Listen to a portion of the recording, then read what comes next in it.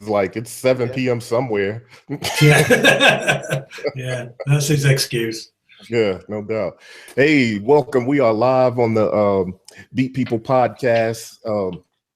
We got Modular Podcast joining us, and we got my man Lee joining us. So let's go around and just say what's up to everybody. Yo, what's up, Greg? Welcome to the show, man. How you doing, Corey? All right. Good to have you, man. Yeah, cool. Looking forward to it. Yeah, no doubt. Kenneth. Excuse me, Flux. I got so many names. You know, no. I was gonna make a really bad joke. Let me not go there at all. Yeah, man. Good to be on the show again. And this is really cool because we get to have. It's kind of like a combination of like 3 different podcasts all in one, which is pretty awesome. And we're all pretty good friends and everything. So I'm looking forward to the discussion. And then of course, right after this show, quick plug, I have my show, Synth Summit show is happening right after this one. So we'll be talking about that little Hive synthesizer. So watch out for that too. But you got a busy day today. It's a very busy day. Word. Yo, what's up, Lee? Hey, not much. Thanks for having me, Corey. Yeah, good to have you on the show, man. Yeah, glad I could be here. I feel like I missed the last 2 or 3 of them by about like 30 minutes. No doubt. Yeah, it happens sometimes. Every now and then we'll have somebody jump on in the last 5 minutes, and we're like, "Hey, what's up, man? Welcome to the show." Okay, peace, ladies and gentlemen. That's usually Sam. No, yeah, it is Sam. Usually. Yo, okay, let's go around the hey, Matthew, what's going on, man? I'm good, thanks. I'm getting super excited for Super Booth, which we're all heading off for in Germany in a few days. Very cool. I wish I could be there. I've never been to Germany, and so obviously I've never been to Super Booth. I'm gonna have to change all that someday. You must, yeah. It's fantastic. We were all calling it last year like it was the Woodstock of modular. You know, it was one of those you had to have been there kind of thing. So yeah, we're really looking forward to that. That's dope. Now I got to figure out I got to have a reason to get out there, which, you know, it is a business justification. I just got to plan for it because you know what it's one of those things. I'm always looking forward to NAMM. Then I'm in California, right? But then when it comes that are not near me, I don't think about it until it's almost on it. It's like you got to plan for those things. Yeah, you have. No doubt. And we got what's going on, Ben? DivKid? Yeah, all good. Just to mirror the same feelings as you guys coming over here when I see NAMM or NobCon. Yeah. A big meet in Atlanta that's just gone on. Love to come, but like a trip, you're looking about $1,000 a flight, depending on where we go from the UK to the US. So, yeah, it's got to make some business sense. Yeah, exactly. But yeah, all good. Yeah, good to have y'all on the show, man. I know we've been talking about doing this for a while, and we finally got around to doing it. And we're going to do, like you said earlier, Ben, the flip side where we come and join you guys' show and, you know, talk about some things. So yeah, it's good to be able to do this. It's a dope mashup. But so yo, let's get into some of these topics that some of the things it seems like I'm always talking about lately with Lee and Ken and a couple other people about samplers and Eurorack. And, you know, anybody that knows me knows I love my MPC, and, you know, I definitely get down with push to and all those different things. And my entry into music is as an MC and with sample-based music and hip hop. So now that I've been doing modular over the last year or so, I've always thought like, I don't know about samplers and Eurorack, man. But I think it's because I'm thinking very traditional in a sense, right? So I don't know what you guys think about samplers and Eurorack. Is that something that you guys are into, or like what's the pieces to watch out there? I think for me, just to jump in, you've got to, at the minute, pick what it is you want to do and run a sort of smaller contained version of what your potential idea, not that the musical output's as restricted, but a restricted version of what you want to do with samples. Because there's a few that all do things differently and do them well, but there isn't like a really cohesive sampler. My whole outlook on it is so like when I first got into modular and the Phonogene had come out, I was like, oh, that's what I want. I want sampling in there so that I can, mangle samples up and do, really wild stuff with the CV. And then I still have, I can still pass it through analog filters and, do that kind of stuff, which is really useful, especially with like you can have separate bit crushers and sample rate reducers, separate types of distortion, overdrive, all these different characteristics. You can kind of build that sampler sound that you could envision in your head. But what I ended up coming to the realization is that I prefer it for very specific tasks, for very specific, like usually rather esoteric, like kind of strange, breaking apart samples and doing things in different ways. I used, like the very first thing I did with the Phonogene was I threw the Amen break in it and I had it sliced up, and just let it go nuts. Like that's the obligatory. Yeah. Exactly. Exactly. That was the very first thing that I did. And I was like, okay, this is the, obvious, like almost cliche way of using it. You know what I mean? Like this is like, okay, you just have to do that. If you don't do that, then you don't know what the hell you're talking about. So Right. I did that. And then I started thinking about, okay, well now I want to play with the ways of having record triggered off of CV and having it do strange looping, like self-replicating loops and that kind of stuff and granular synthesis.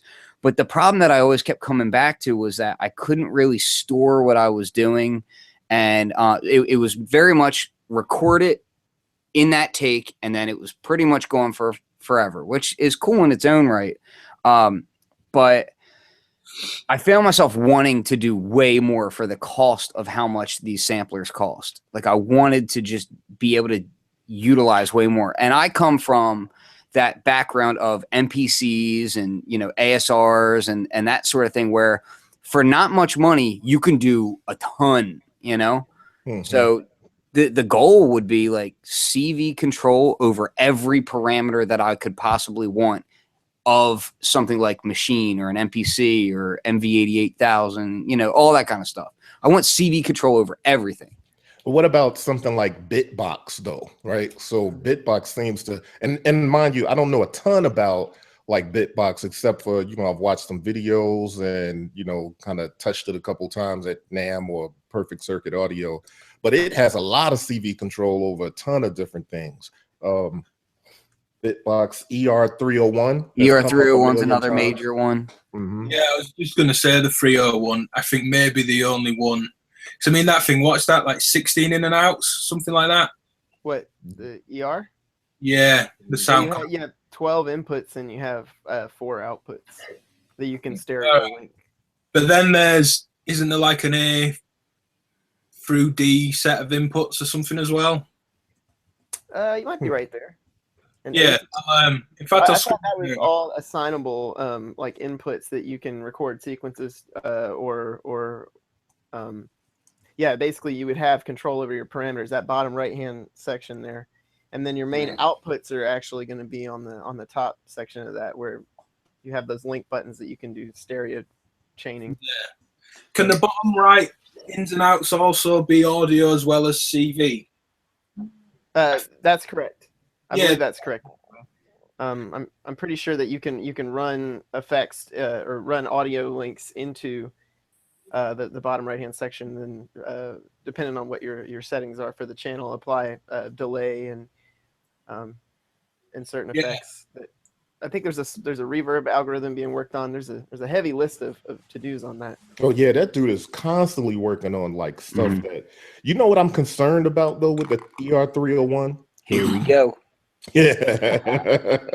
So the ER301 is deep, right? And the dude is developing a ton of stuff for it. But I mean, what do you guys think though? Is it I don't know about. Say the word. Like, you can't make it the everything machine. Say the word, Corey. I know you want to say it. I got it.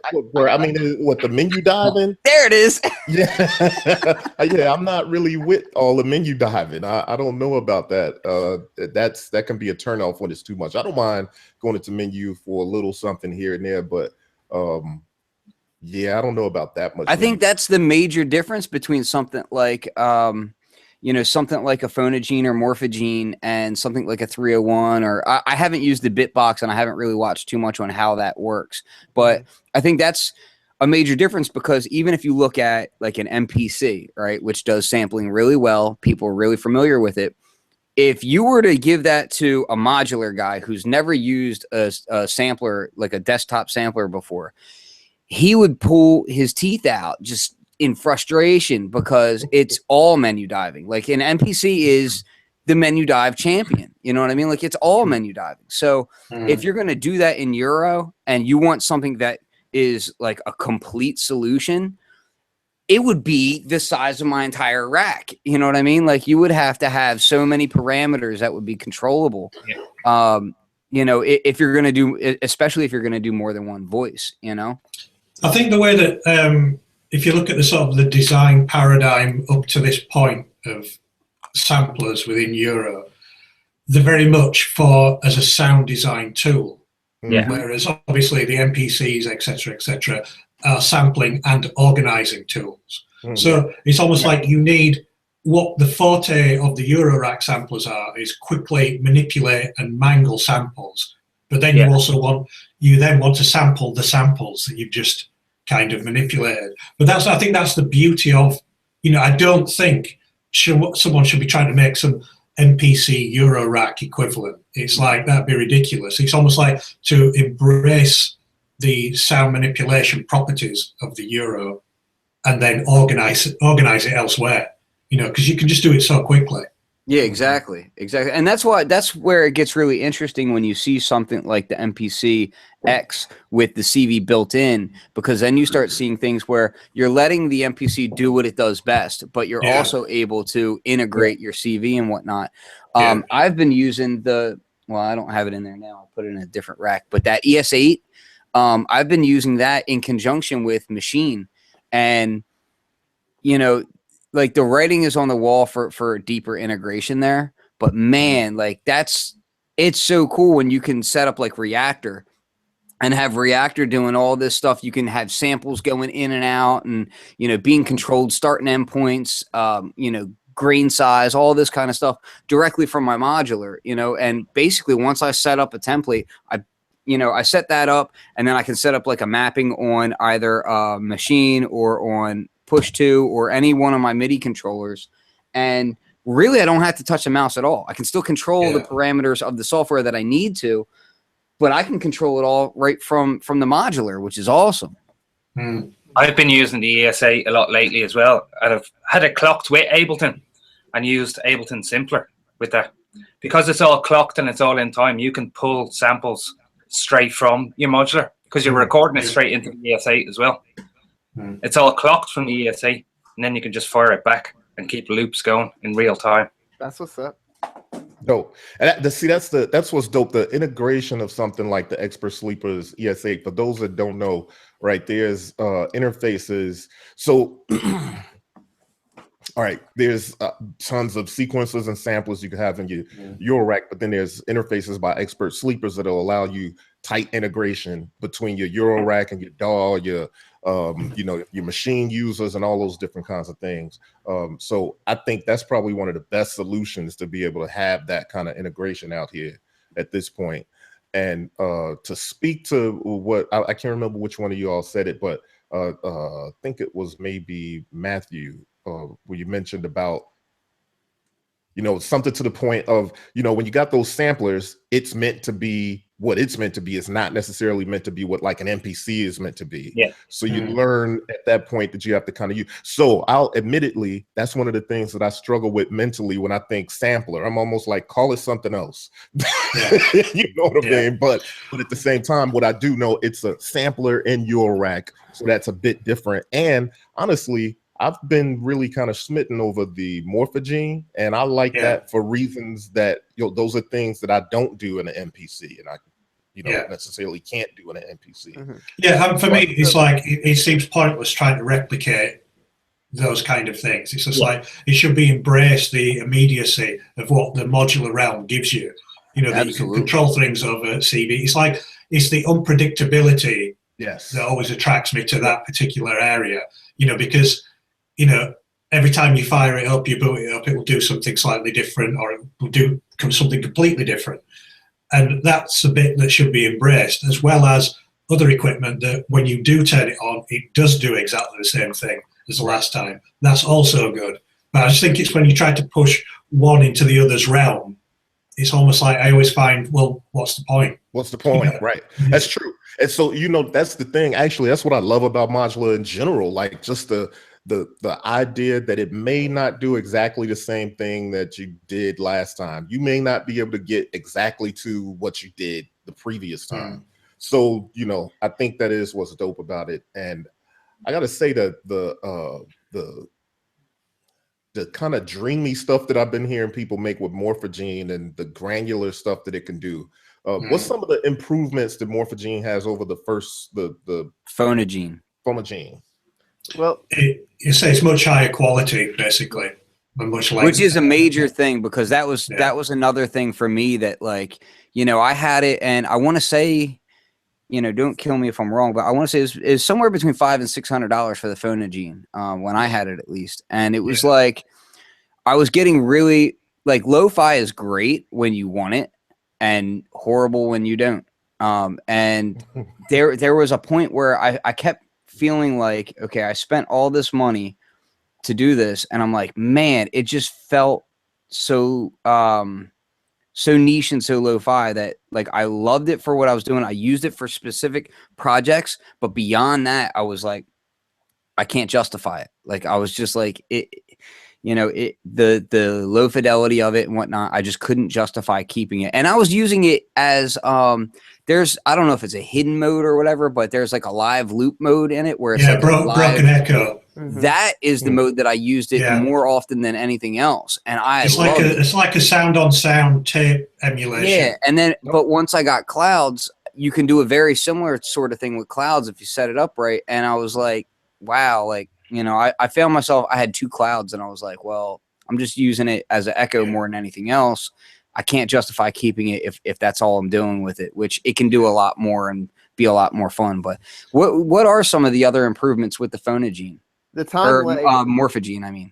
The time lag accumulation is a new addition to the Morphagene, which kind of builds on that concept.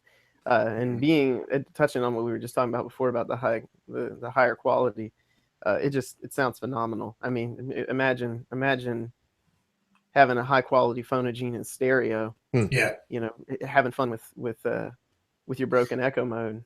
It's really kind of unreal. Can you make left and right channel do separate things, or like can you make? Oh yeah, well, and Morph does a lot of the heavy lifting for you. When you start turning Morph up past, I believe, like 1 o'clock, it might be a little further than that, but you start getting random pitching and panning that's happening between the channels, or pitching up rather, and it starts layering multiple instances, multiple genes on top of each other. It sounds really lush. It's an easy way of just turning one knob with no modulation applied at all and getting some really interesting musical results. I mean, in that regard, sorry. No, I was going to say, I'm a massive fan of the time lag accumulator effect. If people don't know what that is, go and check that out. It's basically, he didn't start it, but he certainly was really good at using it, which was Brian Eno. If you want to hear a piece that he did that really is using that to its nth degree, is discrete music.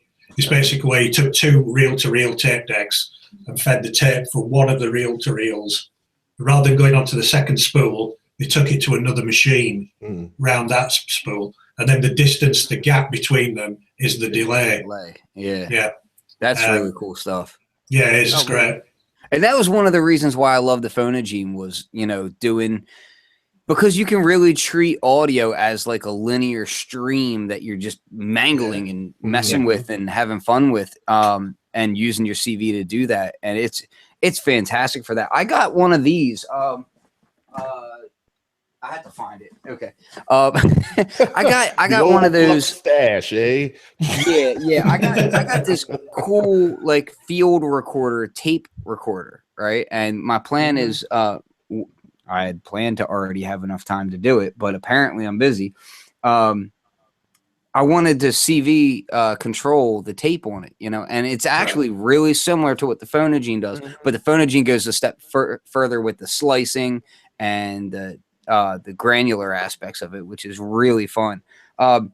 With the SD card on the Morphagene, will it save slice points as well? Yes, it'll save slice points, and actually, if you have Reaper, you can insert slice points yourself with software and export. What format is that? Like that it's saving? It's a wave, but it's different than Audacity, which uses markers that are a little different. Mm-hmm. I believe they're like embedding at the beginning of the header maybe or something with Audacity, so you're not going to be able to place stuff with that. Yeah, I'm just wondering if Reaper is the only DAW that you can do that with, or if you can use like Studio One or whatever else. Like, because I have Reaper, but I don't use it very much. But I do. I'm just more comfortable with Studio One. Let me put it that way. I think Studio One will work. I'm not positive on that. We haven't tested a whole lot of different. That's a question definitely for Tony though. He'll be able to get back to you, or Walker. Okay. I think that's a major upgrade though. Just being able to store that kind of stuff, because the Phonogene, it was like, if I recall, you could shut it off and turn it back on, and you'd be back where you were with that sample. But beyond that, you didn't really have much storage. And there were so many samples that I wanted to pull in from my library as a sound designer, but it was more like you had to sample it on the fly to get it in there. Whereas now you can put it on an SD card and bring it in. That's huge. Absolutely. Oh, so wait, and the other thing is too, though, you can be playing your sample or your reel from the Morphagene, but you can also record the manipulations that you're doing on it too, right? Okay, that's right. Dope. You can record that to a new reel or to the end of your current reel. Dope. That's really. I don't like this show. This is not good. Because the wallet is screaming foul right now. I guess I should go ahead and say, like, I work for Make Noise, like, full disclosure. But I mostly put knobs on stuff and calibrate and test, and my opinions are definitely my own. I don't speak for Make Noise. No doubt. When I don't want to mess up and say something about a Morphagene here that turns people off and get in trouble now. So, So it's great. I mean, I'm going to say it's back to just, before we move on from, obviously there's other modules out there other than the Phonogene or the Morphagene. But what I do like about the Phonogene itself is you've got to approach things like, when I first got it, it wasn't doing the things that I wanted to do, but then I thought, hang on, no, this is the wrong way. I want to kind of let this dictate it to me. And I love all the parts of it now that when you try and enter manually the slice points, they're never where you actually want them. Right. But that's fun, and I love that fact. And it's not like it's an error. It's just probably me where I'm trying to put them. But I'm just gonna say it. I'm gonna be the jerk and just say it. It's definitely you.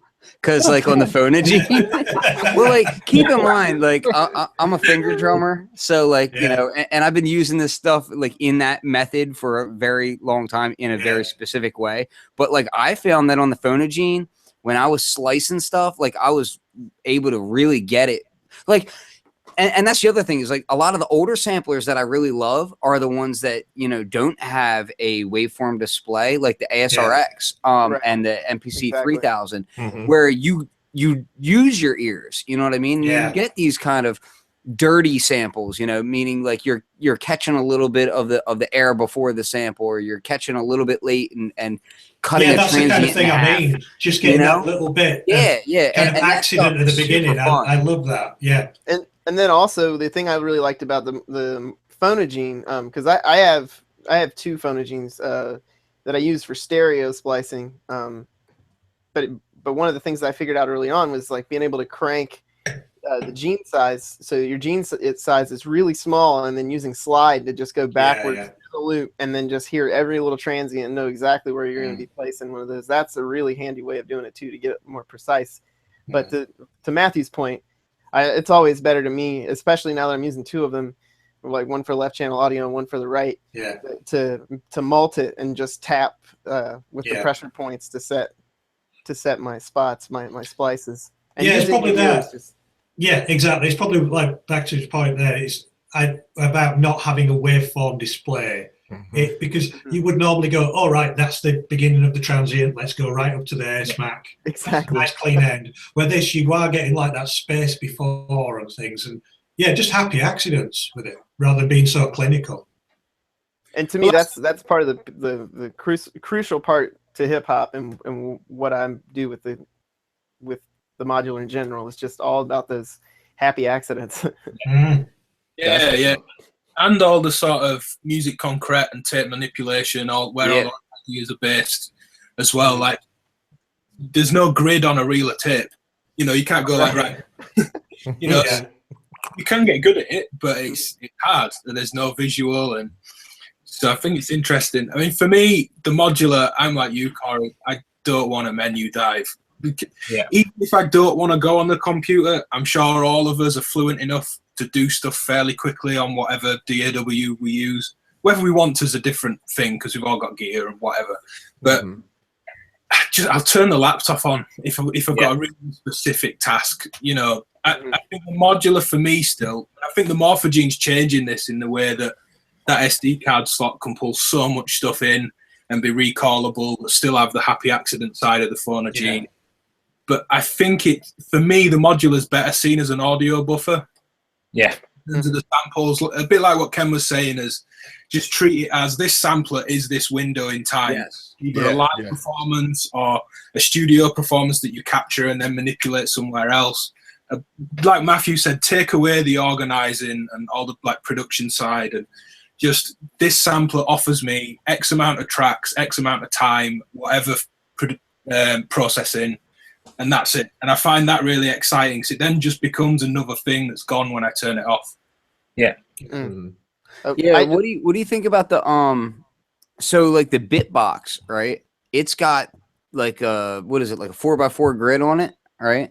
And from what I understand, it kind of works almost like Ableton Live clip triggering. Have any of you had any experience at all with the Bitbox? Because like I don't know the guys that make it. I haven't talked to any of them, and I haven't really seen a whole heck of a lot on it. I saw like maybe just a few demos here and there.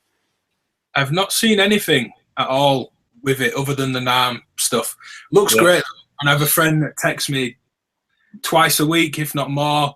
Oh man, I've just seen someone do this with it. This is the module. This is the module. This is the module. Well, it's funny because it's just like the 301. You know, I get the same messages about 301, and then I get people saying, "Oh, but you know, it does this, that, and the third."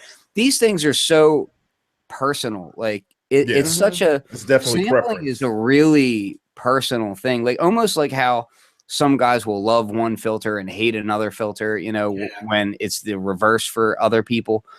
Samplers are kind of the same way. Definitely. In that how we all want to use samplers in our modular can be so vastly different. Yeah. I think the Bitbox, though, I mean, it's half the price of a 301 for a start. Probably does half the amount of stuff and less with the development that orthogonal devices are doing. But that looks like a more streamlined experience still. It doesn't look like this whole, like, just we'll do everything under the sun computer in a module kind of thing. And there's the alternate firmware for that as well. It almost looks like... is that like a sequencer or effect thing? It's an effect thing, isn't it? It looks like Effectrix from Sugar Bytes. You know, the effect. Oh, that one, yeah, I've seen that, yeah. So that's an alt firmware, and I think there's a third firmware as well. Oh, really? See, I didn't know that was all same hard. Like, I knew it looked like the same platform, but I wasn't sure if it was an open source thing or what. You know what? I was thinking about that too, because I saw them at NAMM, because there's like Bitbox, Effectsbox, and another one, and I didn't know if it was just different firmware and a different faceplate, because it literally had it written on the faceplate, or if it was just a different piece altogether. They're making panels, yeah. I think they are going to be called. I think it's Dark Place Manufacturing, Moleco, that are making these, if I remember right. I think they are going to sell them separately, but it is just a panel and firmware. Okay, interesting. That's got a micro SD on as well, for samples and for the effects. So again, a bit like the Morphagene, it is just crossing into that. You know, maybe bring some pre-prepared material as well as the direct. The other thing that I guess that I'd like to see more of, and I've seen one video that they posted about the Bitbox's splicing capabilities, but that seemed like a workflow nightmare to me a little bit. Right. And I sample a lot from vinyl, and that's something that's been difficult to do with other manufacturer samplers. I feel like until very recently, this generation of Eurorack samplers actually are samplers and not just sample players. Like I had the radio music thing, messed around with that 8-act. That thing is awesome. But yeah, they didn't have inputs. You know, the Qubit Nebula is another one that doesn't have an input, so it's just a player. And I think that would be one of my frustrations with the Bitbox. Would be that I wouldn't be able to get something good going quickly with sampling from vinyl. And are you saying that it's not an actual sampler? It's just a sample playback? No, it's a. I believe that you can actually sample with it, but if it takes too long for you to actually to dive put it in there and then truncate it and get the slight right, exactly. If the chopping process is labor intensive, then 9 times out of 10, if I own that module, I would go to my computer and do it. Yeah, I'm always cautious about workflow with samplers too, because it's such a personal thing and it can be so varied and different. The designers tend to design things pretty differently and in different ways. I remember I'm fortunate enough to be a member of the machine team, and when I was working with that in the early stages, we could have discussions about that later. But the original version didn't even have a truncate in it. Like it literally wasn't there. And you would think like, well, this is obvious.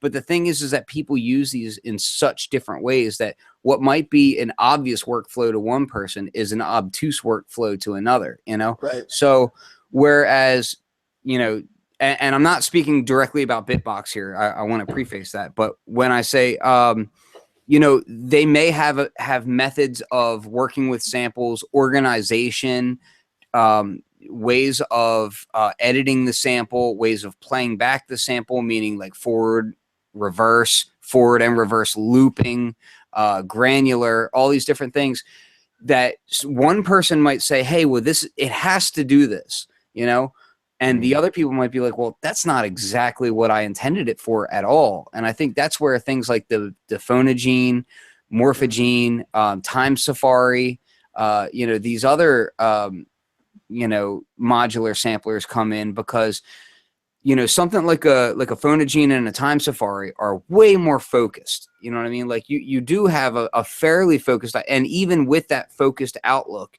you still have way different methods that you can use them, you know, like you can really go left and right. But then you have something like a 301 and the Bitbox, and you're like, well, these things can do so much. It's like, you have to really scratch your head and say, well, what is it that I'm really trying to do before you even get it, you know? Yeah. Or maybe get it and then figure out, well, what's the workflow that works for me without any pretense, you know, without saying, I want it to do this. Instead, get it and then say, okay, it allows me to do this easily. That's it. It's forget everything, no pretenses, forget everything else that you thought this should be about. You get that and let it be what it is. That's the gift in modular.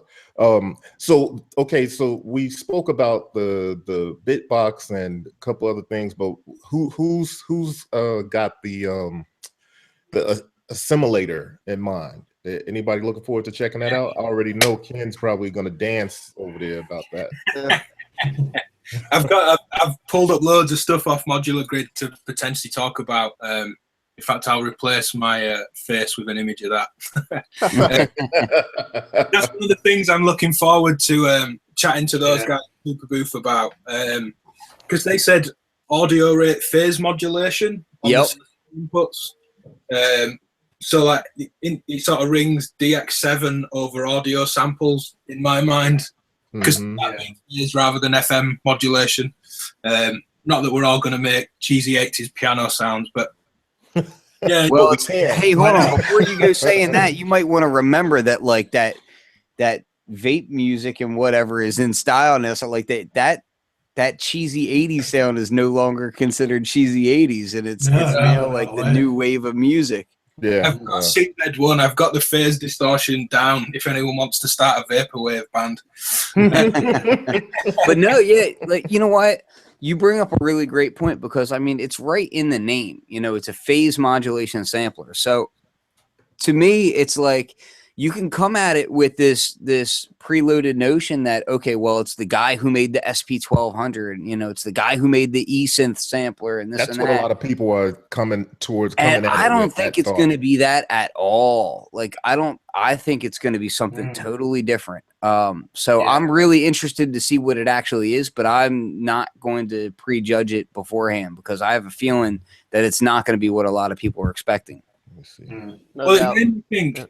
Phase thing as well made me think, you know, that's potentially just the start and the end points. So to have modulation, if it's granular, and you can put some sort of random spread on the start and end to get that like smeared granular cloud effect, whether you put single cycle waves in or wave tables and then phase modulate audio rate or LFOs, even if it'll do CV at the outs, it's pretty crazy. There's the stereo in, but then there's 8 outputs and a mixed output. And it does say multi-timbral, so I'm wondering how many. That sort of scares me a bit, looking at it and thinking, oh yeah, I could run 8 different parts off this thing. I'd turn the computer on, I think. Well, yeah, but you know what? I just picked this up the other day, and I'll show it to you guys real quick. I just got this the other day. This is the VC8, which is 8 VCAs, and I got the mixer to go with it. Wow. And soon hope to have the envelopes to go with it, so like I can run 8 channels. And I'm not saying that I'm planning for it. You're not saying, but you're saying. But I'm not saying I'm not. I definitely. That'd be pretty slick. definitely into having like one row with the assimilator and that VCA and the mixer that you're talking about. I just have a feeling that thing is gonna be sampling in a different mindset. Like, and I'm open to hear it, because one thing that, if you watch me on other shows where we talk about, like, you know, regular synthesizer, like monosynths and polysynths and whatnot, non-modulars, one of the things that I constantly bring up is, you know, it's great that people are doing clones and they're doing this and that, and I'm like, there is so much in the software world, and even hasn't been explored in just the software world alone, that hasn't been done in synthesis yet. That is like, the technology is there. People just need to capitalize on it. So I don't want to go. I'm really hoping for something different with this. Like, I'm hoping that, yeah, it can be that kind of, you know, oscillator type thing that's something totally unique. And, you know, I'm ready for that kind of. I just don't want to prejudge a module before it comes out. Actually, I hope that it's something totally different, because I think that's what we're ready for. Me personally, I'd like to kind of ride the. I mean, in hip hop, there's pretty much, you know, a standard couple of things that you do when you have, you know what I mean? Which is why I like digging into modular and kind of pushing myself towards the edge of that convention that we do in hip hop. So with something like that, with a reputation like what Rossum has, I kind of feel like it will be something totally different, and that if you come at it with preconceived notions, like thinking, and I've even said it, SP1200 in a module, and yeah, well, that's really, I think we all thought that when we first heard it. Like, when I first saw him at NAMM, and I was talking to him, and he was like, "Yeah, and we got this sampler coming," and it was like, as soon as he said the word sampler, it's like your brain starts freaking out. But then you got to look at it a little bit. You know, a little bit closer and look at the layout of it, and you see the loop modes on it. You see the, you know, the way the inputs are set up, the way the outputs are set up, you know, that kind of stuff. It makes me hope to see something interesting as far as you know, synthesis is concerned. Yeah. I mean, what you got to remember as well, this guy started out making modular. That was his first thing he made. Yeah. You know, EMU modular. So, and that's one thing you can't kind of criticize him about in the way that you could do with other manufacturers saying, I could, it's kind of the old adage that people say, I could just do a more CV ins and out. He's definitely, everything he builds, he gives you plenty of CV in and out, and I'm sure that that's because of his legacy modular background as well. He's not a newcomer to it. That's where he started. I think we should clarify for people who we're talking about, and that's Dave Rossum. Dave Rossum is the guy behind EMU or EMU. I always used to pronounce it EMU, but that was before I got around other people who knew about stuff. And then I got to meet him in person too, and he still has an affinity for those ostrich-like emu birds. Yeah. But yeah, Dave Rossum is. And of course, the other thing that gets you excited is the pedigree of his other modules. So the Evolution and the Morpheus are both really kick-ass modules. So you have to say, okay, well, not only is he back into modular, but he's doing it with passion and with skill. So and just to expand on what you said too, Ken, for those that don't know Dave Rossum, he is the guy behind EMU, and EMU is the company that made the SP12 and the SP1200 samplers. So gives us some perspective. And Emacs and what else did he do? He did a bunch more. Yeah. That everybody like the emulator and things like that. Yeah, exactly. Yeah. So he's kind of he's a legend in a few different sectors. Effectively, any one of those, and he'd be a legend, but he's exactly. about three. Touched has been like, holy crap, that's awesome. So I'm excited about everything that he does. Honestly, like I don't have the Morpheus yet, but dude, I want that. Like before the show started, I was showing the EMU MP7, and I was talking about how much I love this thing, but mine's kind of broken, and I do you am still constantly call it EMU? You did like that's by I do. Deal with it. People can, what? If these UK bastards can say Moog, then I can say EMU. Okay, so whatever. but yeah, this thing has the Z-plane filter in it, and that's one of the reasons why I love it. Is that Z-plane filter is awesome, and the Morpheus is just, I want that. Somebody should give me one. Listen, just since we're talking about Rossum, this Evolution filter is probably one of my most favorite filters. I mean, you think ladder filter, but I mean, nah, this is like ladder filter on crack. It really brings something new to the game. Like I was around at Ben's place, and it's probably one of the most, there's filters and there's filters and there's filters, and you can get a bit snowblind with filters in Euro. And I was around at Ben's place, and I just sort of went, this is the only filter you ever need. Effectively, if you were ever going to buy one. As far as ladders are concerned, I would say, you're probably right. I mean, good Lord. I mean, the amount of variance that you can get out of that thing is pretty wild.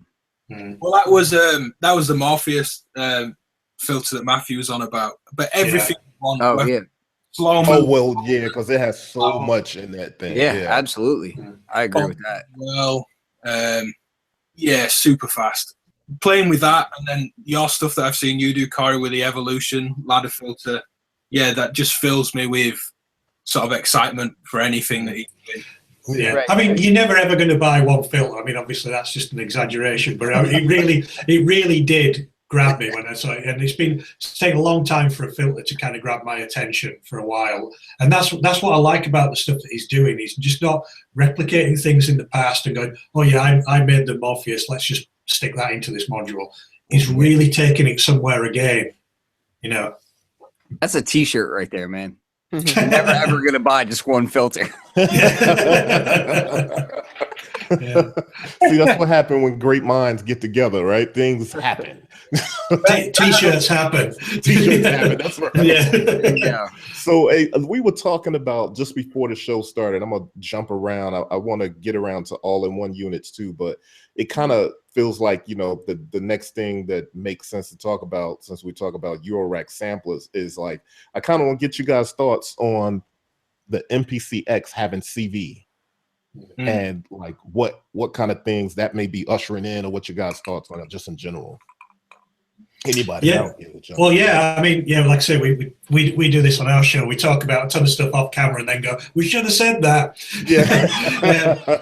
But yeah, I was just I think it's fantastic, and you know, take my hat off to Akai for doing that. I think that's such a great idea, and it was a little bit unsuspected for me personally, but I would have just liked to have seen that on the kind of live kind of version of it, you know.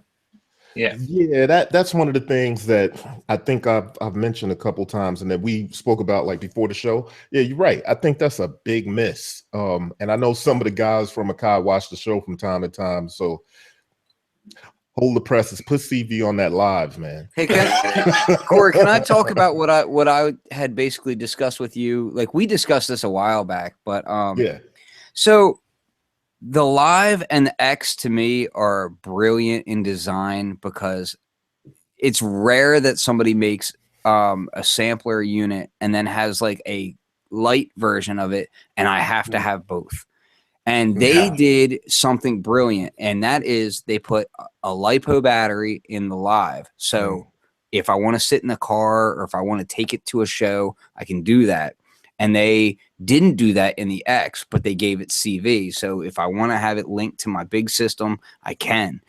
And what got me really thinking is the fact of the ES8. Now, granted, the ES8 is not cheap by any means. I mean, really, if you look at decent audio interfaces, they're in that same price range. You know, this is just a very specified one. So it doesn't offend me at the price point. I mean, I bought one, you know, so what it gets me thinking about is as long as the functionality is the same, you know, I'm happy. But the problem is there's no ADAT on the Live. That's what kills me, because if it had ADAT, I could plug into an ES8, get the same functionality CV wise. You know, you still lose the 16 encoders, which I think is wonderful that they put scribble strips on it. That's huge for me. But if it just had ADAT, so I don't even want the CV so much. I want the ADAT, because then I can have both. I can put, you know what though? Yeah, but you don't have unlimited room on it. So to me, it's like, dude, just put the ADAT on there, and then I can put a module in my rack, and I'll be happy. Could you just use a like Motu with DC coupled inputs or outputs rather? Well, first off, to clarify, none of those Motus have DC coupled inputs, which is a huge aspect of that kind of stuff. The other thing would be that if you have ADAT, let's say you go to a partner studio, right, and you want to work with their gear, you can take it and just unplug an ADAT cable and plug the ADAT. You don't have to change all the connections of somebody's studio. You just do a simple ADAT cable, right? So to me, ADAT is sorely lacking on that thing. That's the only thing that I really personally am irked with. You know, I've talked to Dan from Akai about how I'd rather the screen be on the opposite side, but that's a personal preference. But to me, the ADAT thing is the lacking factor, because that really hamstrings the amount of connectivity you have in standalone mode. Now, of course, when you hook back to a computer, you can use an audio, like I could plug into my Claret. The possibilities Pre, are endless, and then I can use the ADAT from that. But in standalone mode, you're a bit hamstringed. Yeah. You know what? The standalone, it makes sense that it would have ADAT just because the 5000 had it and the 4000. Didn't the 4000 have ADAT? Yeah, 4000 had ADAT. Yeah, so those are the latest flagship MPCs, and they all had ADAT connection. So, you know, Ren didn't, but it's a controller. So to me, if you're talking about bringing back a flagship standalone, you should have ADAT. And the reason is because that's that easy way to connect to something in your Eurorack, like whichever one it is. ES8, yeah. What is it? The ES3 and stuff like that, like I have over here, but that's connected to my my interface. So and hold on, Pat Brady does make a point about how the ES8 is class compliant, which is awesome. So you should be able to, I should say, use the USB interface of the ES8 with it standalone like that. However, if you do that, you're going to lose your standard inputs and outputs. You see what I'm saying? So like if you're still trying to sample in and out and send, like now those don't become dedicated CV in and outs. They become part of your system. And that to me is a little bit of an issue. Now, granted, the ES8 being so awesome that it is, has ADAT on it, so you could get another module. But then again, we're getting back into the situation where we're quadrupling our price points here. You know what I mean? Yeah. I think stuff like the MPC Live, the new one, or even like the MPD, MIDI controllers and stuff. If someone made a decent sort of those pads, just Akai pads with 8 trigger outs, MIDI, USB, whatever, but just interface designed for CV gate clocks and stuff like that, I think they'd do well, because you've only so much room for controller stuff in modular. It can only go 3U high before you're on the next row, so you can't make a module any bigger than that. You can make expanders that go up the rack or whatever, but to actually have faders that don't have to be this big because the module's only this big, and buttons, touch and pads, and I mean stuff like pressure points. I absolutely love that thing. It's been well, a pair of them has been in my set for a really long time. Yeah, me too. The sliders and things on the performance mixer are great, but if it's live and it was techno or heavier hip hop or something that's just a bit more like some movement to it, you want to throw things around and push and finger drum, and there's kind of nothing. The format doesn't suit that, so I think you've got to get out. Beatppl Pro and Arches. Yeah, that's true. Those two things come to my mind. And listen, Beatppl Pro, I'll be the first person to say, a lot of people seem to have a love-hate relationship with the Beatppl Pro. There's some detractors to its build and this and that. I've been lucky in that mine has been working rock solid. I baby the hell out of that USB connector on it. Because I am not a fan of micro USB connectors at all. But knowing that, I baby that aspect of it, but I use it a ton and I don't really have issues with it.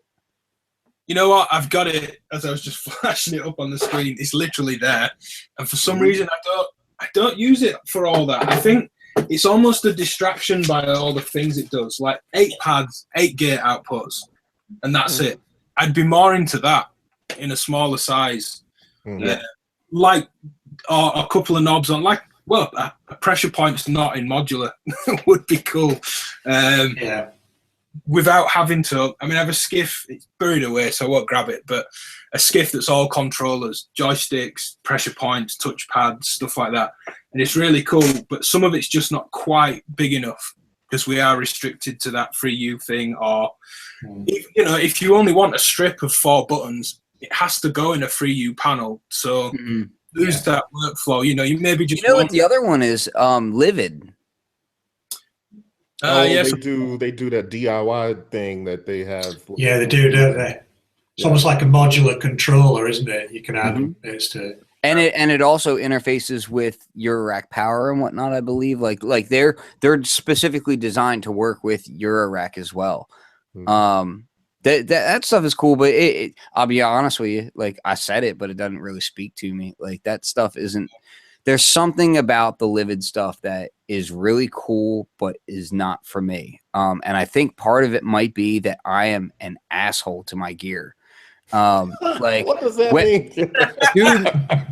If you've ever seen me perform live, like kicking stuff around and stuff, you have no idea. Like, dude, when I'm performing live, like, and I'm finger drumming, like, I'm slamming stuff, and I'm just going. I'm throwing headphones, like, I'm doing all kinds of ridiculousness. Like, I like. Listen, man. In my defense, when I do a show, I like the people to be entertained. You know what I mean? So yeah, I get a bit aggressive. I mean, you gotta destroy your shit, man. Yeah, right. But yo, when I'm doing my thing, right? Like the Livid stuff, like the buttons seem really small. Like everything seems very very delicate a bit. But like even the push controller buttons are like just barely big enough for me. Like they're just barely. Ken, I have to mention there right there. Did you know? And I don't know if this is common knowledge, but it's been around long enough. I don't think it's a matter of who should say what or whatever. But did you know that Livid helped Electron design the rhythm buttons, like the pads itself? That might explain why I can't stand them. Yeah, exactly. Ooh. Those buttons suck. I absolutely That's love how the rhythm right. sounds, and I sold it and Yeah. kept the Tempest, and the Tempest kind of irks me on how it sounds, but like, dude, the interface is so much better. So, like it's oh man. Yeah, the Yeah. buttons, those are not my favorite pads on anything. That's the worst. The base of my index finger that you touch them with is probably bigger than those. Yeah, I'll tell you what though, man, like as far as what Ben is talking about, as far as having like a breakout, really nice control surface, I've actually kind of spoke to a few different of the larger manufacturer companies about that same idea. Like that's something that I really, really want to see. I personally think like Arturia is positioned to do it really well. I'd like to see the pads changed. I'd like to see touch controllers and that sort of thing. But really, like, so who do we have that are really kicking out CV controllers and CV things right now? Akai did the Max 49. They had that Max controller, and that was one of the first ones. But again, that kind of goes back to Arturia because that was designed by Glenn Darcy. Right. So, I mean, like he's kind of like the one dude that's like at a major company that's shouting out for us. Like, so I'm always kind of in his ear yelling like, hey, I'd really like to see this. Hey, I'd really like to see that. But yeah, Sound Machines has that Arches controller, which is really cool. But again, to me, faders and pads are two totally different monsters. Like, Yeah, oh yeah. you know what I mean? Like as far as how they work and everything, like, and how I want them laid out, very, very different. So to integrate those two into a controller that everybody likes, you have to ask, well, do you want a 4x4 layout? Do you want a 2x16 layout, or what is it? 2x8 layout? Do you want the octave layout like the ASRX and MP7 had? I won't mention the other machine that died in the fire. What machine is that? You got to mention it now. Well, the other one that has octave pads that everybody likes to rag on. Thing. I did a sound pack for it and it never came out. It hurts my heart. So. Well, the beat thing almost, it came out, but it was kind of like, it was out. It was out. It was definitely just, out. Good Lord, was that thing had so much potential. Oh, it had a lot of potential, but Instagram, it was one of those things where like you might get beat up if you get spotted with a beat tag. Yeah. Like that's kind of if you're buying if you're buying your beat machine at Best Buy. Yeah, right. but see, so there's the thing with beat thing. I interviewed homeboy, and he's a cool cat. He is. It was a smart interview, and I had somebody yelling at me. Like, how could you dare interview that dude? You know that thing is ridiculous. It's the reason for the divorce. It's the reason for the world famine. It's the reason for, it was like, yo, you talk about, what was his name? Like Lazarus or whatever? Or, I can't remember. He was on the MPC forums a lot. Yeah. He was actually a real cool cat. It was the other cats in the business that were an issue, but besides that, my point being is that pads versus faders, and like if you're going to put it into a controller section, you have to decide what you're doing. Are you doing it for step sequencer guys? Are you doing it for finger drummers? Are you doing it for these electro heads that have their own way of working? Like there's lots of different workflows, just like samplers, where it's really personal. So to me, the space is wide open for a lot of different styles, but the problem is that as much as we all use modular, it is still a niche product. It's still a very small marketplace. Just going on what you said, Ken, about, this guy wanting to do this or this or this or this, divide that down to like 5% of those people. And then have modular and want to work this way or that way or whatever. The two things that would be cool, and I guess I could try it out over MIDI, would be, do you remember the Behringer, was it the BCF and BCR controllers? Yeah, man. Yeah. I think Daft Punk took a pair of the BCRs out. That in front of a modular could be pretty cool. You are not kidding. Yeah. Those sliders, good sort of 12 centimeter throw sliders. No, they were really good. Like they were one of rock the solid. first things. Those were one of the first things that they did in a while that everybody was just like, I don't care what you say about Behringer, I'm getting it. Yeah. That's right. That's true. You're absolutely right. They were just really kind of people just shut up when they got those. Mm-hmm. Yep. And they were everywhere. I think they're still pretty sought after, actually. And that's the thing is like they had what is it, the X control that was supposed to follow up after it, and like the only reason those things haven't blown up because those got motorized control and everything too. The only reason those things haven't blown up is because you don't see them anywhere. Like But it what's was the like price they point? debuted like 6 NAMs ago, and everybody was like, well, where are they? So what's the price point? Because the difference is these things were pretty reasonable, though, right? They were sub £200 here, I think. Yeah. So, it was easy for people to have like several of these in their rig and their setup and be able to control everything. It had little readouts at the top that made things a little easier, but like it was one of those things. It's reasonably priced and it doesn't take up a ton of space. They're chainable or whatever it was, and you can configure them for any and every kind of workflow that you might have. Well, it's like kind of the point that Ken mentioned about, people have got a different way where they may use faders or they may use knobs or pads. What I did like about this particular design approach that they did is not to try and combine everything in one magic box. Is to go, well, someone may just want a bunch of faders. There you go. Exactly. There's your knobs there. Yeah, and trying to make a magic box that's everything to every man, Yeah. And they were motorized at that. So that was another thing that a lot of people seem to keep leaving out is, we do want motorized faders. It's really, really helpful. Same with the encoders all had LED layouts on them so that you could know where your encoder was. So it wasn't about like worrying about jumping or anything. Like if you had the Novation SL series, I love those things, but when you're using the faders, they weren't motorized faders. So you had, jumping and whatnot to deal with. That was another really cool one. This is the X Touch Compact that I'm showing right now. This is like kind of like their newer version. It's close to the same price point that these things were originally at, I think. But the point being, like, if somebody did stuff like this and included CV with them, that'd be so dope. Somebody make that happen.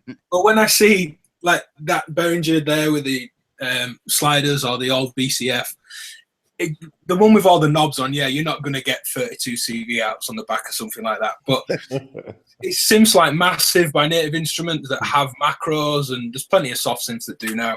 But having a macro in modular that controls cutoff, wavetable type, delay time, reverb mix, I think people kind of forget that. And maybe people get really clever with how they're multing and splitting and inverting and scaling everything, and they've got really complex sort of logic modules running all these changes trickling through a system. But to actually just have something in a very typical live electronic music fashion where you can just go get bigger and everything, like the release times come up, the reverb swells, or it all gets percussive. I think there's not enough of that really. I mean, you can do it with the modules that are out there, some of the controller stuff, but not a big bank of faders. I think that'd be really useful. Even if they were like touch strips or something that and had the longevity and didn't even have mechanical connections that were eventually going to go bad or something. Just like that'd be huge. That's a good point. The ones I do that with, and I know Richard Devine does the same, are those little light strips from they're really good. I've been thinking about getting a bunch of those myself. Super cheap as well. I think they're like me too. £50. I've got 6. Well, there we go. You got 6 of them. Just really good. Really good for that reason. Oh, that's exactly what I used them for as well. See, I've been thinking with that ER301 because you can have the mixer section be all digital on the inside. I mean, you can make crazy FM voices and stuff and have control of the operators all with just light strips or something. And that's the other thing is that using that stuff in those kind of archaic ways like that, dude, it would really be great to have like a box that has just a bunch of inputs and you could turn it all into a macro. Like send all these inputs and then maybe have like a digital strip so that you could say the amount of that input and then put it all to one macro and then have the outs, I would love that. That's kind of what the ER301 is, man. I hope. I hope I got. Well, I got that right. I got it pre-ordered coming in June. I hope I got it right because I got my house mortgaged on it. Yeah, real talk. That Juno 60 is being sold so that I can get it. I'll be really bummed. Oh, see, you know what? I'm thoroughly against selling vintage gear. I know. Like even if you don't need it, I'm like, no, dude, just keep it. Just keep it. Hide it. Put it put it somewhere away. You got to keep your vintage gear because the prices are skyrocketing. You may never be able to get it again. Well, and beyond that stuff is gonna get broken, disrepaired by the more owners that have this stuff, the fewer people who have the money to properly repair them. And I'm like, dude, 20 years from now, where will the original mini Moogs be? You know? Like, yeah, the reissues are cool and all, but where will the originals be? Where will the original SEMs be? 20 years from now. I'm like, man. I don't know. And you know what? The market could drop out completely. People could be like, by that time we all have augmented eyeball synthesizers and this and that. And that's all well and good, but there's going to be this little niche of like super rich bastards that are going to be like, I'm going to pay 30 grand for that SEM. Yeah, you're probably right though, because that's what happens now. I mean, you get stuff where 10, 12 years ago, you can get stuff for a little bit of nothing. And then somebody does an article on it. It could be any one of us. Next thing you know, all of our followings are like, I need one of those, and the price is skyrocketing away. Yeah, it happens. Look at the DX7. Like everybody was like, meh, DX7, throw it in the trash, blah blah blah. And now they're going for over $300 easy. And you're like, well, wait a second, huh? We that was a doorstop. Yeah. Like what? But hey, man, that's what happens. Things change, and that's digital. That's something that can technically be emulated, but it's like, people still want. Some people want the DX2 with the cleaner sound. Some people want the DX1 with that dirtier sound. Well, it's like Casio FZ1, and when people found out that's all over AFX Twins' work, they went right up. Just circling back to workflow stuff, the pin matrix, like an EMS Synthia. Hold on, I want that actually. Finley's good enough to even send you a little dry wipe marker. Write what you want on there. That's awesome. Wipes up. Yeah, they're really good. Ends. It's really cool, actually, just taking loads of different LFOs in. That and like the WMD switch matrix, feeding bits of this and having sequential switches. And yeah, it's really nice, actually.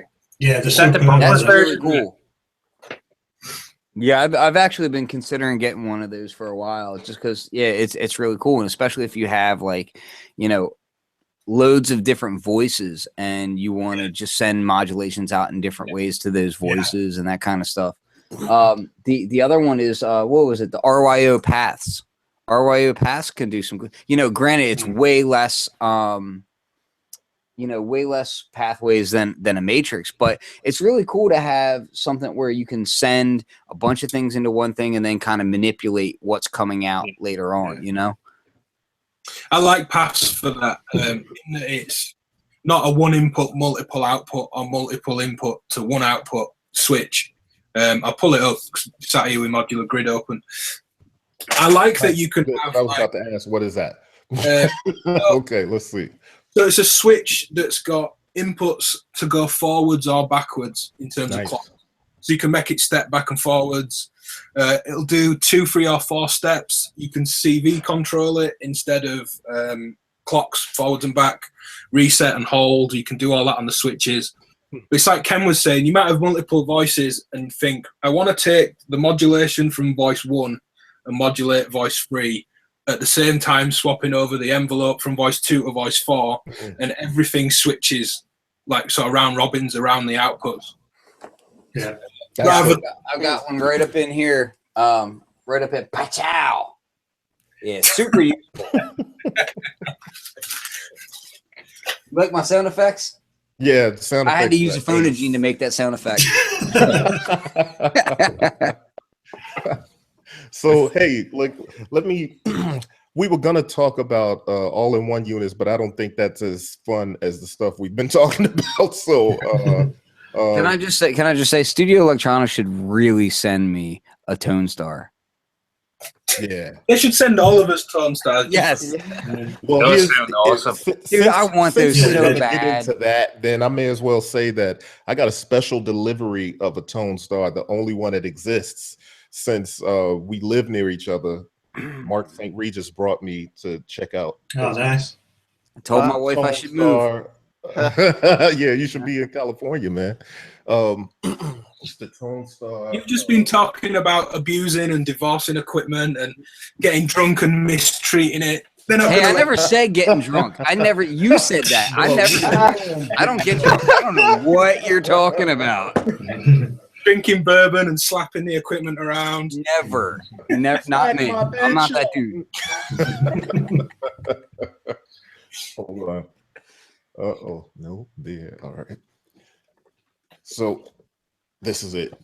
Yeah. Is that the Tech? Yeah, it's the Tech 5089. And he's got that Tech panel. And now, did you ever find out, does that have the 2600 and 5089, or is it just one of the filters, or what's going on in the back panel there? Actually, I think it does have the 2600 filter on it. Is it both, or is it just the one? I think it's both. Yeah, that's I can't see where you switch between the two. You would have to take it out, right? Yeah. You would have to take it out. Yeah, it's probably behind there on a the jumper or something. So what it is, it's like a third layer, I think, if I remember from the night I put it in here. It's like, you have the panel, the PCB board, then there's a socket on the back of that. So it's that extra layer on the back of there. It's about that thick or something like that. Yeah, man. Studio Electronics is like, honestly, when people talk about like Moog clones and this and that, my thought is like, yeah, Moog is trying to clone Studio Electronics.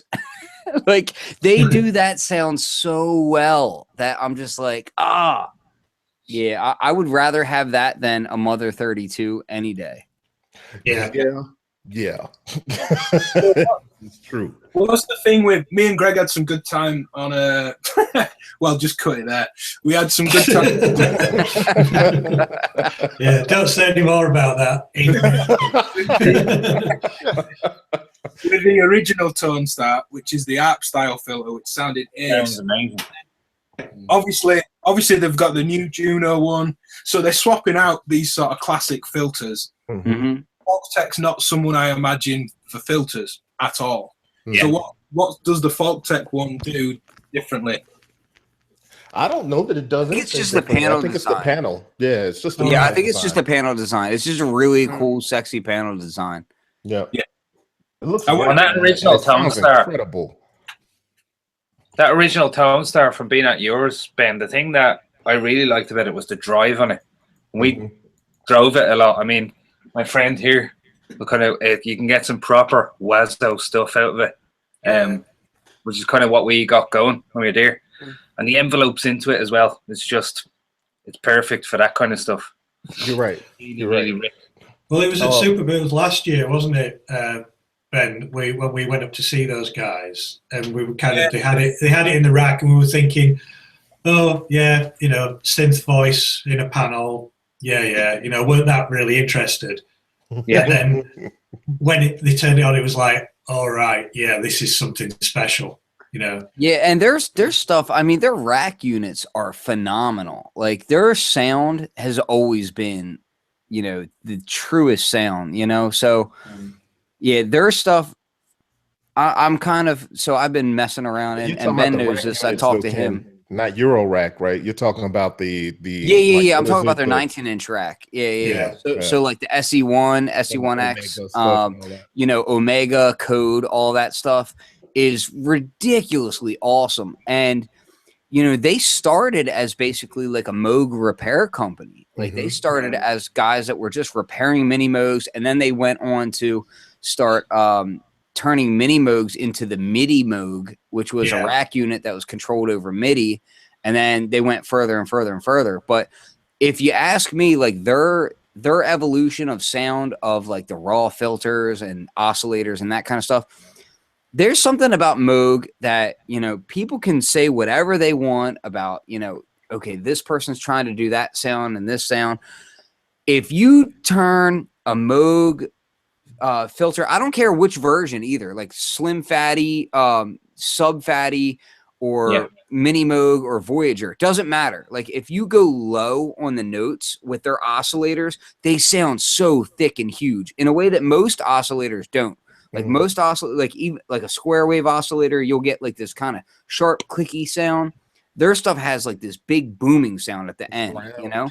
Yeah. And Studio Electronics is one of the few people that have always maintained that raw sound. Like it just sounds like vintage Moog to me, you know? That's the key. It sounds like vintage Moog. Honestly, some Studio Electronic stuff sounds more Moog than some modern Moog stuff. Yeah. Yeah. You know, which is a weird thing. That's weird. And that's what makes me like a huge fan of their stuff. Now, granted, they do some digital stuff too that sounds completely different. But like their analog stuff is not to be trifled with. Like they're raw with it. Well, here's the thing. Go ahead. Sorry, go ahead, Corey. Oh no, well, I was just gonna say I'll just quickly say this. So I was just gonna say when you say the digital stuff, I just got a Quadnic again. I had sold it and I just got it back again. Before when I had it, I didn't run it through analog filters. Now Quadnic through an analog filter blows my mind. It's like one of the greatest things I could imagine. It's digital oscillator, but through the analog filter like the Evolution. Oh gosh, it's great. Yeah. Wow. So what were you gonna say, Greg?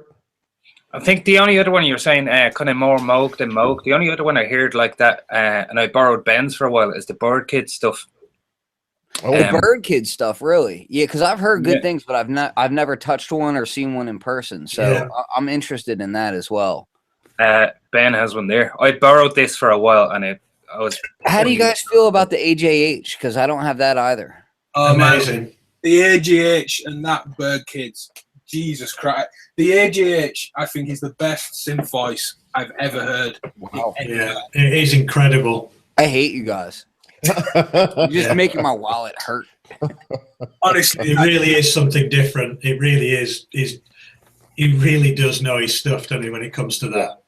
Yeah, Alan's attention to detail and just how good of a guy he is as well. I mean, that's kind of irrelevant when we're just talking gear, but he's great to speak to. And it's not though, because it's kind of like getting a tattoo. Like if you get a tattoo from like a racist asshole, like you're not gonna be really happy about that tattoo in the long run. You're gonna be like, there's always gonna be this little tinge. But when you buy it's the same when you buy a piece of gear. If you find out that dude who was building that piece of gear is an asshole, like it kind of like always taints the gear to me. Like it does, because a cool dude that heads up a company is going to always endear you to the product of the company, right? Yeah.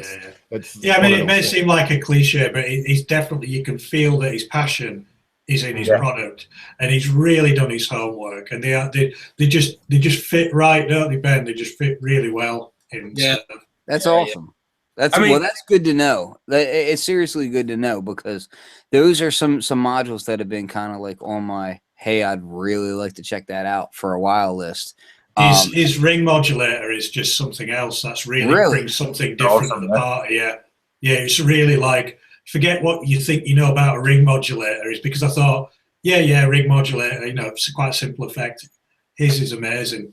It really is unique. Well, I was super booth last year on the taxi ride back from the Funk House back into the centre of Berlin, and he was or on the way there. I can't remember which way he told us, but a ring modulator that's got 3 inputs rather than 2, so it's got like a second Y input to modulate the modulator.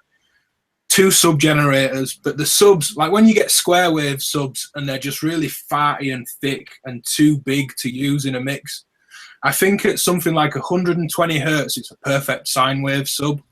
But then as it gets lower, the sine just squares off enough that it's got some presence as it gets lower. Yeah.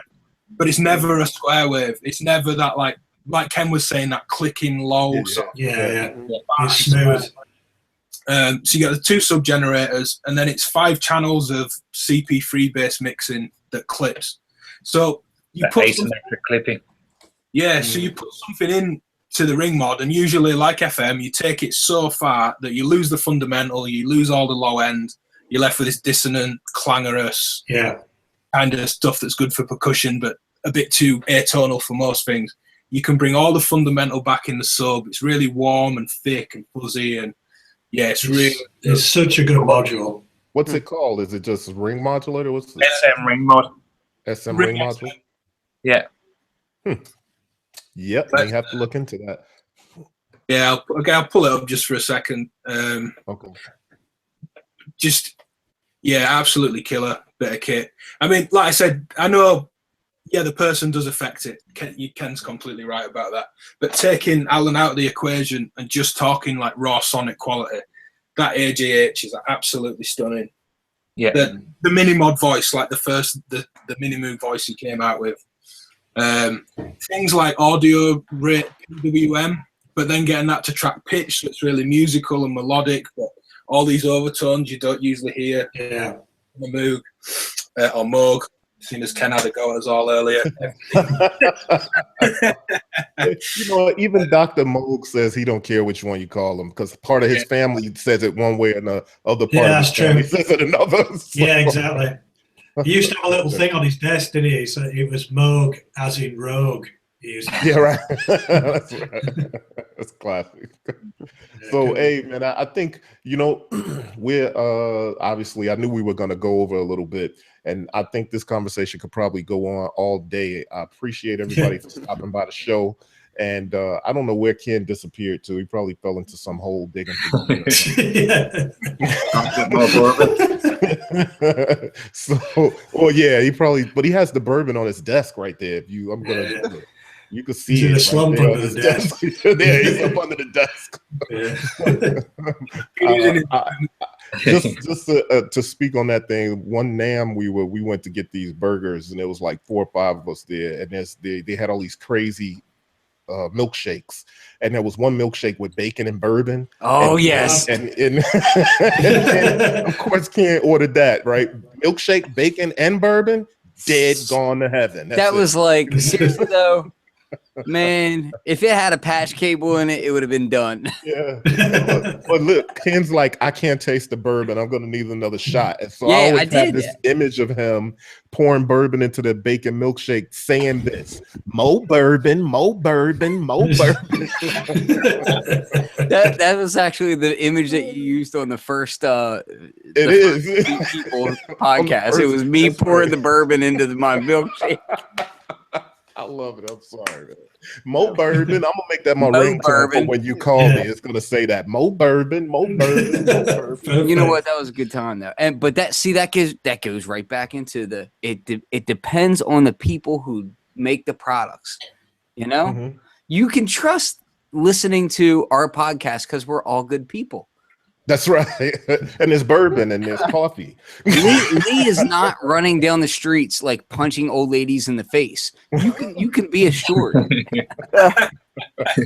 But All right, I'm not sure about Greg though. On that note, if you all got anything you wanna plug before we close, and then we're gonna close it on out. Thanks for everybody for joining. Anybody got anything you want to plug on the way out? I Our have super a big show. coverage. Let me just get this out of the way real quick. I have a show right after this at 4 p.m. So in a half hour, I'm going to be doing another show after this. And I'm going to be talking with Scott Weidman, who is the guy who makes the Hive touch synthesizer. All right. And this is going to be on my channel, which is youtube.com/Flux302, right? 302. So it's like a Kickstarter that he's doing right now. It's a 60 voice analog synth.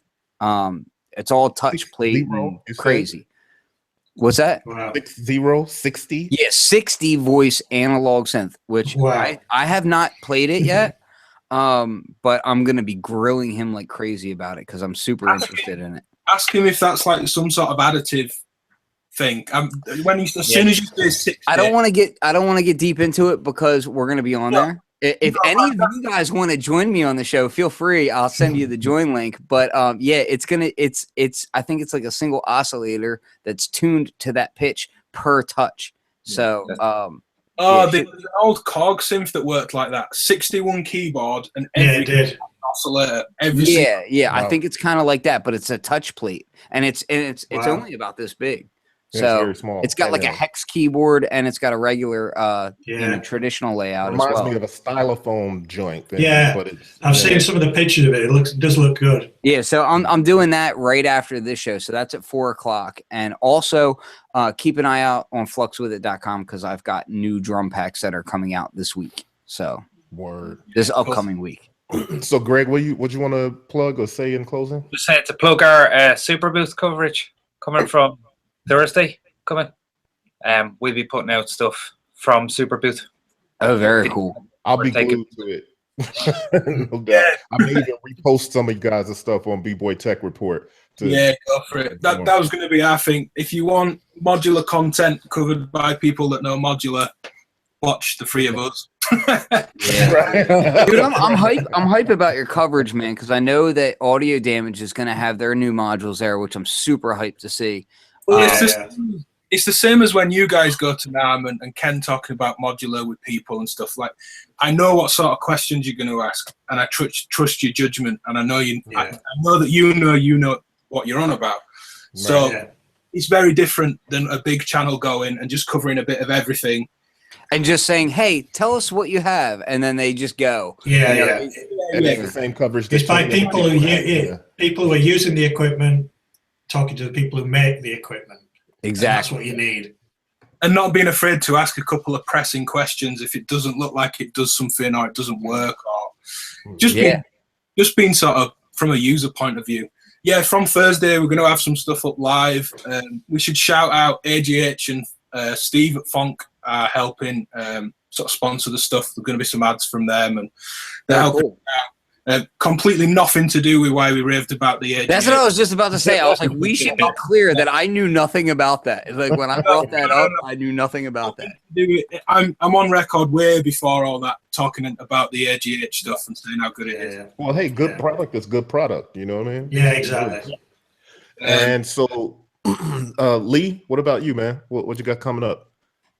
Not much. I don't really have much to plug. I just you better be getting to work on some mod BAP albums. Yeah, that's what's up. Well, yeah, so we're gonna go for it. Yeah, hopefully the new setup changes will get some stuff going with that for sure. No doubt. Matthew, going on the Morphagene, Lee. That's what I want to see.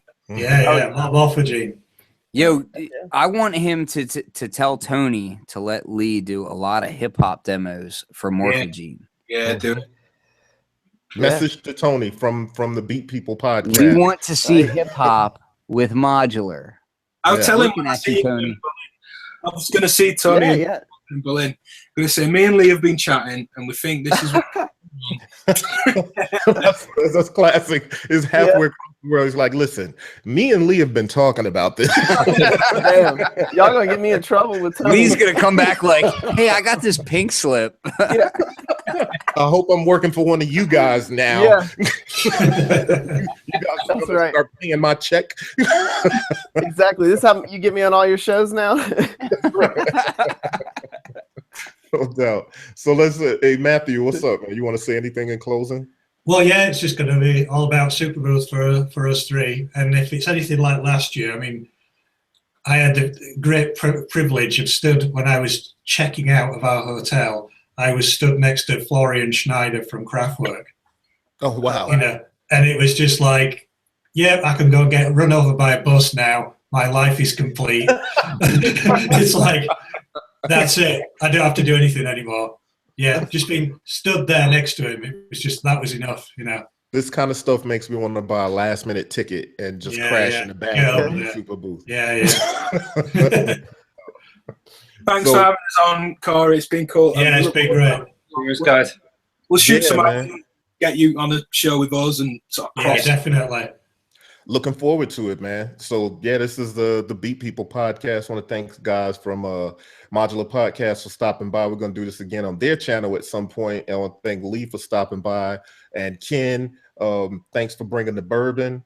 And that's what I does. Yeah, that's right. That's what I does. I like it. I love it. So if all of y'all out there, go out and support everybody on their websites. Make sure you stop by beatppl.com and purchase kits and t-shirts, and there'll be more stuff to come And all right, until next time, we are beat people. We don't beat people. Do I get that wrong every time, Oh, Ken? sorry. Hold on. Let me just say this real quick.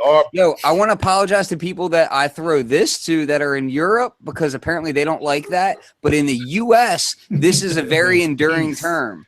But in Europe, they don't like it. So I'll do this. I got a history lesson on that. In Europe, then. What's the equivalent of that in Europe? We don't know. Well, it's not okay. Well, it's all kind of got mysterious in kind of. I got a really great history lesson on exactly where it comes from and why. Agincourt about archery and taking your fingers exactly. off. Yeah. Well, apparently it's a myth. It's not. And all I got to say is that we are in the U.S. and we don't really shoot too many bows and arrows because we have so many guns. So you guys should know that. It's one finger if we want to do that. One finger. So I just wanted to say, like, because I had gotten some flack about that, but in the especially East Coast area, if you do this, it means that you're close to somebody. So it's different than what it is in the UK. Don't get upset about it, whatever. No one does. And on that note, we're going to close, and whatever peace to you and yours, whatever hand there it is. That is. Yeah. Right, there you go. I'm signing off.